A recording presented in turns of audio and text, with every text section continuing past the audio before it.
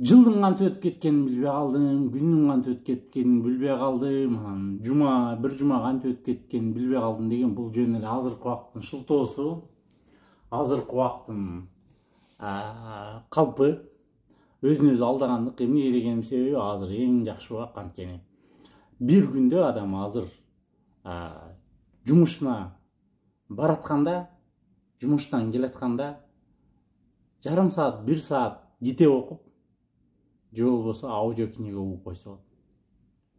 Ошол эле учурда жумуштан келгенден кийин 30-40 мүнөт тренировка кылганга, өзүнүн дене карын чыңдаганга убактысы болот.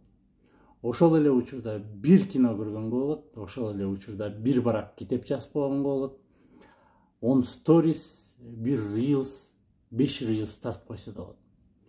Ошол эле учурда достору менен 1 саат убакыт, досторуна убакытка бөлүп койгонго жетет. Ошол эле учурда жарым саат эшикке үй бүлөсү менен эс алып келгенге убакыт бөлүп койсо. Демек, элестеткиле, бир күндө ушундай убактыңарды бөлсөңөр, бир күндө силер бир жылда 10-15 китеп окуп койгон болосуңар.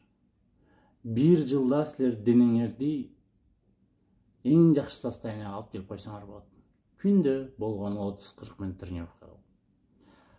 Бир жылда бир килейген китеп жазып койсоңор болот. Күндө бир эле барак жазып. Ошол эле учурда азыркы заманда бир күндө туугандар, бир күндө Москвадан Бишкекке учуп барып, Бишкекте жумуштарды бүтүрүп, эртеси күнү келсе болот. Ошондуктан туугандар, калп эле күн өтүп атат деп эле жыл өткөн сайын өзүңүздөргө ар бир жылы возраст кошуп кое бербей, ар бир күндүн маңызы менен, ар бир күндүн максаты менен, даже ар бир сааттын максаты менен туура бөлүштүрсөңөр, азыркы убактагыдай дүйнөдө жер жаралганы убакыт пайдалуу болгон эмес да. Анткени азыр бир жакка баратканда да телефон менен жумуш бүтүрсөңөр болот, жумуш кылып атканда дагы ошо телефон менен аудиокнига окусаңар болот. Ошол эле жумуш кылып аткан учурда силер керектүү, өзүңөргө керектүү видеону көрүп койсоңор болот. Жана ошол эле учурда